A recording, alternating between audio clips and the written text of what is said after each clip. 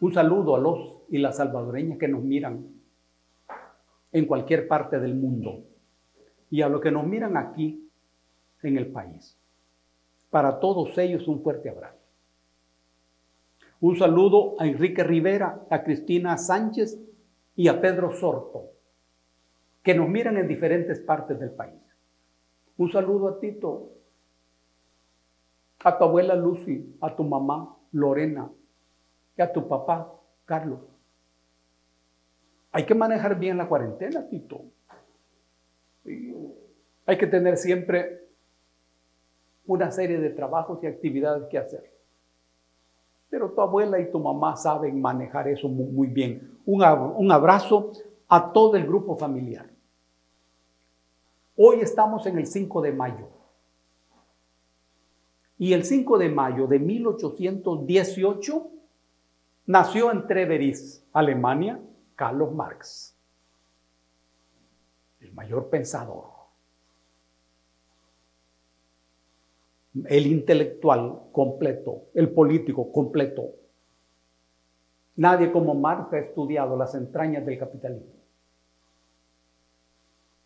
Rendimos homenaje a su figura. Recientemente, el gobierno chino regaló a la alcaldía de Treveris una estatua de Carlos Marx, con el beneplácito de la alcaldía y de la ciudad de Treveris. Esto es un signo de los tiempos. Pero también un 5 de mayo de 1893 nació Farabundo Martí. Revolucionario, audaz, valiente, que encabezó el levantamiento campesino de 1932, que es de los fundadores del Partido Comunista del Salvador, fusilado por el dictador Hernández Martínez el mismo año de 1932, junto con Alfonso Luna y Mario Zapata, estudiantes de Derecho. Homenaje a su memoria. Saludamos a la Unión, al pueblo de la Unión, a la ciudad de la Unión, a la gente bonita de la Unión, que sin duda sufrirán grandes calores en estos tiempos, pero también grandes amaneceres y grandes anocheceres. Y un saludo especial a la profesora Victoria Gutiérrez, que ha de estar viendo este programa. Un abrazo, Vic. Hoy vamos a pasar revisión a una serie de acontecimientos que están marcando el momento político por el que estamos viviendo. Hay dos acontecimientos hoy: la lucha contra la pandemia y la lucha política. Hay en esto una relación de continente y contenido. ¿Qué es el continente? ¿La lucha política contiene la lucha contra el virus? ¿O la lucha contra el virus contiene la lucha política?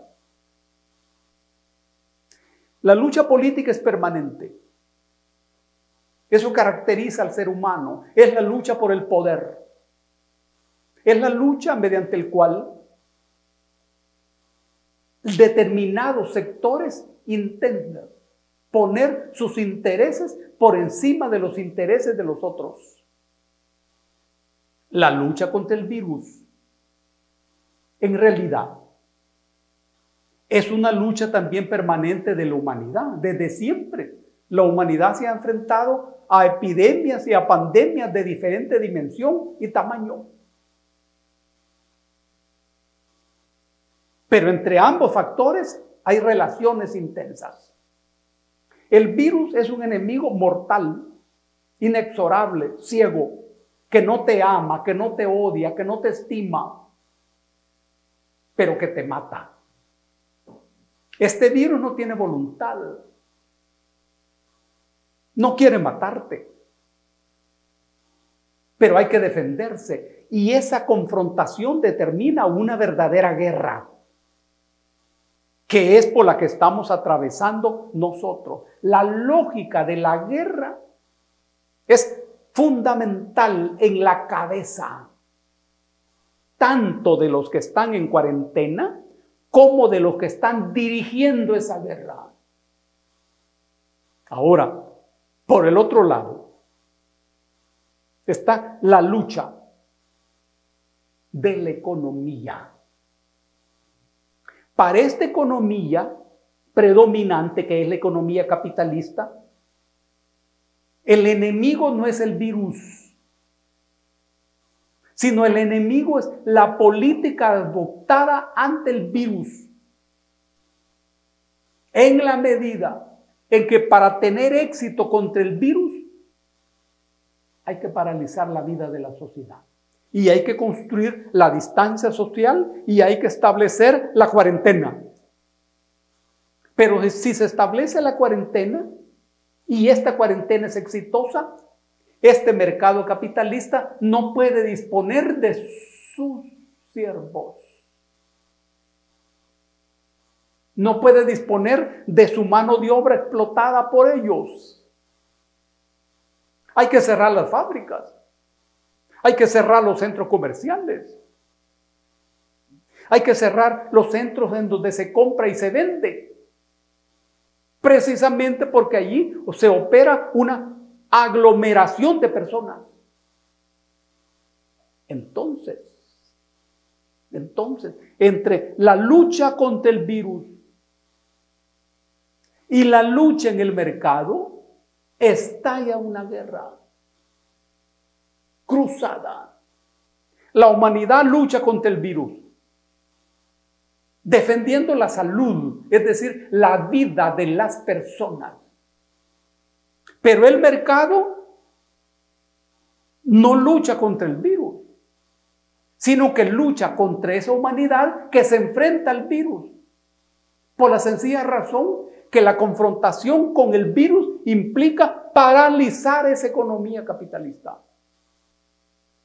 En todo el planeta se da la misma confrontación, en los países ricos y en los países pobres, en los países con ciencia y tecnología y en los que no tenemos eso como nosotros.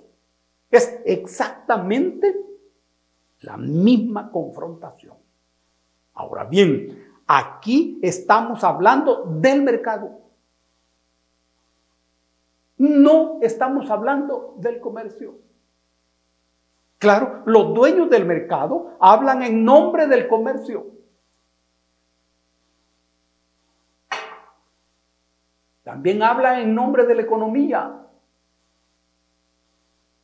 Hablan en nombre de la democracia y hasta en nombre de los derechos humanos. De todo eso hablan.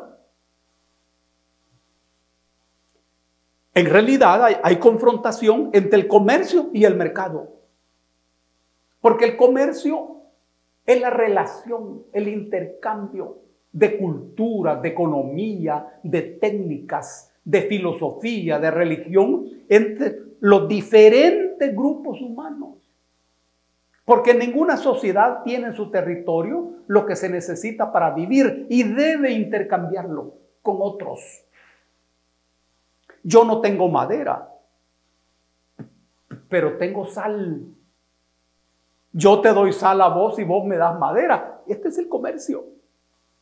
Es un intercambio que ha caracterizado la evolución de la humanidad por siglos, desde un principio. ¿Y el mercado? El mercado ya es la construcción ideológica, política, económica, militar, construida alrededor del comercio. Cuando hablamos de mercado, estamos hablando ya de geopolítica. El mercado fue lo que determinó la guerra de Troya, la que nos cuenta Homero en la Ilíada. Fue el mercado lo que determinó esa guerra de 20 años, no 600 años. o más antes de Cristo. Ahora, en esta coyuntura, ese mercado a nivel planetario se siente amenazado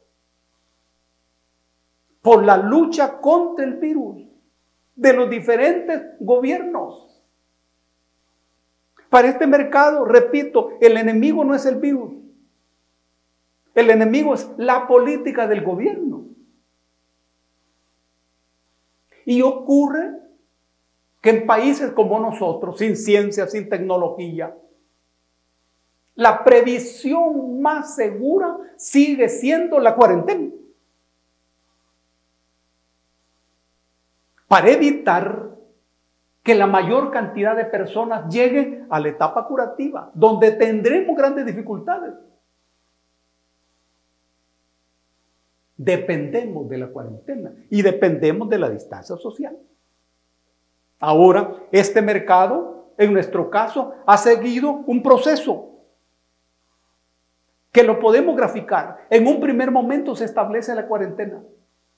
El pueblo, que es la clave de todos estos procesos, acata la cuarentena. El problema se empezó a desarrollar lentamente. Pero luego viene la segunda etapa, donde se desata la lucha ideológica. Y el mercado aprende a usar de una vez todos sus recursos. El mercado cuenta con partidos políticos, cuenta con televisoras, cuenta con radio, cuenta con diarios,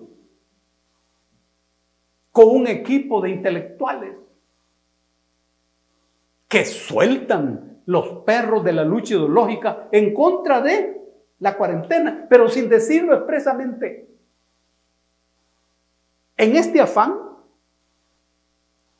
usan dos recursos ideológicos fundamentales. Uno, la cuarentena amenaza los derechos humanos de las personas, amenaza la libertad y amenaza la constitucionalidad. Miren la peligrosidad que esto tiene. Todo esto es ideología, pura ideología. Y la segunda línea es: el gobernante es un dictador. Y estamos viviendo una dictadura. Y estamos hablando de una cuarentena. Ellos saben muy bien qué es una dictadura. Y saben muy bien qué es un dictador. Perfectamente. Porque el mercado es precisamente la mayor dictadura. Acordémonos que esa dictadura implantó en el país la ley de integración monetaria, que hizo obligatoria la circulación del dólar de la noche a la mañana.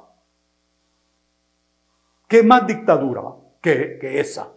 Muy bien, estas dos piezas, el mercado las suelta como perros rabiosos contra la psicología de las personas. Aquí, repito, la clave del éxito contra el virus es el pueblo y la conciencia del pueblo. Pero en una tercera etapa, toda esa campaña política ideológica empieza a surtir efecto en la cabeza de la gente. Y la gente empieza a salir a la calle. Y hoy te das cuenta que hay más carros en la carretera. Y hay más gente en la calle. Exponiéndose. Porque en la medida que aumente el contacto humano, aumenta el riesgo del contagio. Si aumenta el riesgo de contagio, van a aumentar las víctimas. Y las víctimas serán las mismas de siempre. Los pobres, los trabajadores. Así como en los Estados Unidos, los muertos son los negros.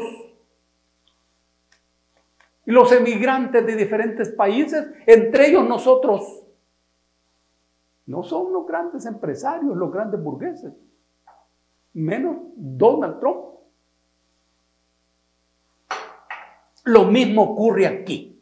Ahora bien, estos empresarios están peleando por su economía, por sus ganancias, sus utilidades.